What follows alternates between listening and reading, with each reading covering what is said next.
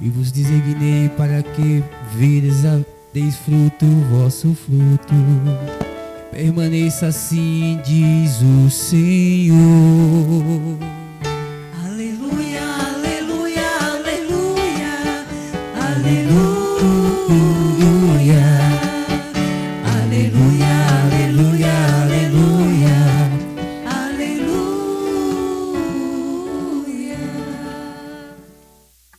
Proclamação do Evangelho de Jesus Cristo segundo Mateus.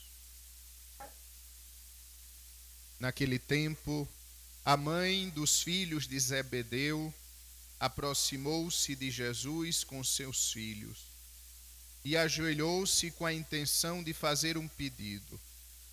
Jesus perguntou: "O que tu queres?" Ela respondeu: "Manda que estes 2 meus filhos se sentem no teu reino, um à tua direita e outro à tua esquerda."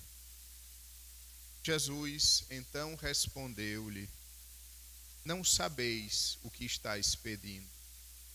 Por acaso podeis beber o cálice que eu vou beber?" Eles responderam: "Podemos." Então Jesus lhes disse: "De fato, vós bebereis do meu cálice, mas não depende de mim conceder o lugar à minha direita ou à minha esquerda. Meu Pai é quem dará esses lugares, àqueles aos quais ele os preparou." Quando os outros 10 discípulos ouviram isso, ficaram irritados contra os 2 irmãos. Jesus, porém, chamou-os e disse: "Vós sabeis que os chefes das nações têm poder sobre elas e os grandes as oprimem. Entre vós não deverá ser assim. Quem quiser tornar-se grande, torne-se vosso servo. Quem quiser ser o primeiro, seja vosso servo. Pois o Filho do Homem não veio para ser servido, mas para servir e dar a sua vida em resgate, como resgate em favor de muitos." Palavra da salvação. Glória a vós, Senhor. Estamos diante de um trecho do Evangelho muito triste. Muito triste porque a mãe dos filhos de Zebedeu, cujo São Tiago hoje nós celebramos, ela vai pedir a Jesus que honre de modo particular os seus filhos. E quando Jesus estabeleça o reino de Israel, transforme os seus 2 filhos nos principais do reino. É triste, em primeiro lugar, porque ela e certamente os seus filhos, eles não entenderam o que Jesus veio fazer no mundo. Eles estavam pensando que Jesus era um Messias terreno, que Jesus era alguém que estava tentando manipular o povo para depois tomar o poder e se transformar em rei de Israel. Quando, na verdade, Jesus veio sim para ser rei, mas rei dos nossos corações. Quando Jesus veio sim para manifestar a sua força, não sobre os homens, mas sobre o mal, sobre o pecado, sobre o demônio. Eles esperavam que Jesus fosse um guerreiro qualquer, que buscasse, por meio da força, adquirir de novo o reino de Israel. Quando, na verdade, Jesus veio fazer o contrário. Jesus não veio matar os romanos para se transformar em rei de Israel. Jesus veio morrer para salvar a humanidade. Jesus não estava buscando a coroa de Davi. Jesus estava buscando a coroa de espinhos para nos mostrar como nos ama. Jesus não estava querendo subir ao trono. Jesus estava se preparando para subir a cruz. O trono de Jesus é a sua cruz. E a conquista que Jesus veio fazer é a conquista do coração. Então Jesus aproveitou esse momento e deu uma lição aos apóstolos e também a cada um de nós. Ouçamos o que disse Jesus. Vós sabeis que os chefes das nações têm poder sobre elas, e os grandes as oprimem. Entre vós não deve ser assim.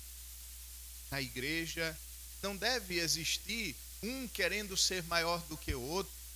Na igreja não pode existir uma luta de cordas, uma guerra onde um puxa de um lado e um puxa do outro. Na igreja não pode existir minhas ideias, meus conceitos. Entre vós não deve ser assim. E Jesus dá o segredo. E Jesus diz como não fazer isso. Jesus diz: quem quiser ser grande, torne-se o servidor de todos. Quem quiser ser o primeiro, seja o vosso servo.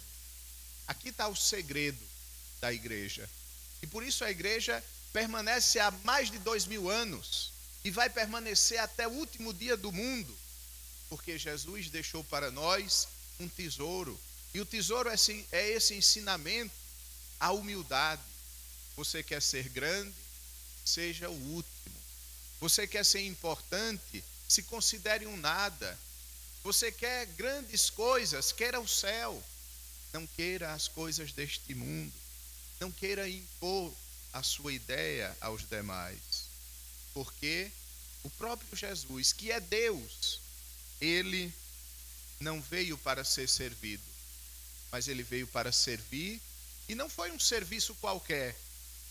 Veio para dar a sua vida em resgate. E se ele fez isso, nós também devemos fazer isso. E é bonito, amados irmãos, que se eu disse que o evangelho de hoje começa triste, ele termina belíssimo. Porque o começo do evangelho é os apóstolos brigando para ver quem quer ser o maior, como às vezes acontece nas nossas comunidades eclesiais, como às vezes acontece na nossa igreja, como às vezes acontece na nossa casa, como às vezes acontece no nosso trabalho, porque é próprio do ser humano esse desejo de impor-se aos demais. Se o evangelho começou triste, ele terminou belíssimo, porque os apóstolos entenderam o que Jesus quis dizer.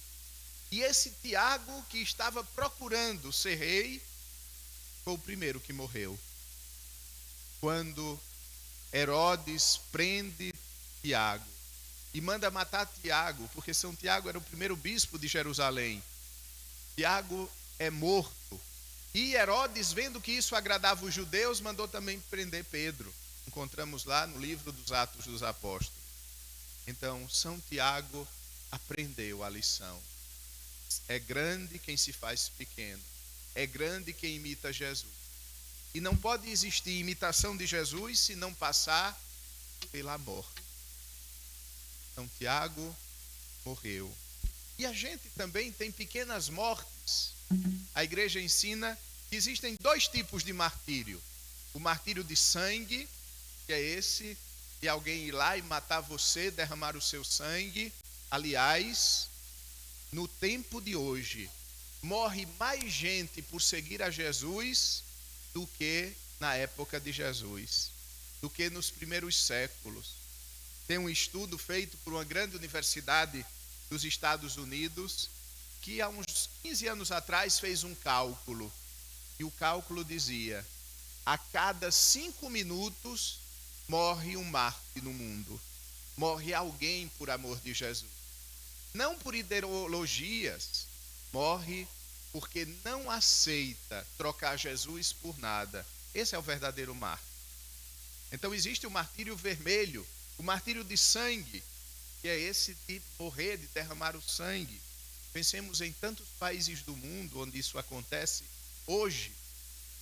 Alguns países no Oriente Médio, alguns países na Ásia, no Extremo Oriente. Infelizmente a gente não pode nem dizer os nomes dos países atualmente, porque existe até uma perseguição. Mas existe um segundo modo de sofrer o martírio. Se o primeiro é o martírio vermelho, existe o martírio branco, que é o martírio de cada dia. é o martírio de depois de um dia de trabalho, como vocês tiveram hoje, estarem na missa. Isso é um martírio.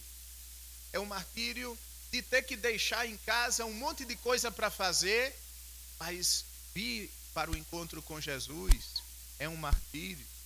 É o martírio de querer seguir o mundo, mas não seguir o mundo, seguir Jesus. É o martírio de lutar contra a corrente, de levar nome de besta, levar todo tipo de nome, piata. É o martírio branco. É o martírio que vem de fora, mas tantas vezes é o martírio que vem de dentro da própria casa. Quantos maridos não entendem a sua esposa? Quantas esposas não entendem os seus maridos? E o que eu acho pior, quantas vezes os pais não entendem o filho? O filho quer seguir a Jesus, o filho quer doar-se a Jesus, e os pais dizem não. Os pais dizem, vão aproveitar a sua vida. Os pais que deveriam ser os primeiros a incentivá-los no caminho do céu, incentiva no caminho oposto, no caminho do mundo. Então este é o martírio branco. É o martírio de morrer cada dia para o mundo. Mas quem perde a sua vida neste mundo, vai ganhá-la no reino dos céus. Somente quem sabe seguir os passos de Jesus, passos de morte, é capaz de encontrar o Senhor. Para concluir, na primeira leitura de hoje, São Paulo diz uma frase tremenda. São Paulo diz, a morte age em nós para que a vida haja em vós. Quando a gente aceita esse pequeno martírio, nós estamos dando vida ao mundo. Quantas famílias estão de pé pelo martírio da mãe, pelo martírio do pai, por esses pequenos sofrimentos do dia a dia que eles oferecem ao Senhor? É a morte agindo neles para que a vida haja na família. Quantas vezes é o padre que morre um pouquinho cada dia por sua paróquia, para que a vida haja na paróquia? Quantas vezes são os coordenadores dos grupos, dos movimentos, que morrem um pouquinho para dar vida ao movimento? Não tem para onde fugir. Se o evangelho é uma semente, somente o sangue rega essa semente e a faz dar frutos. Amém.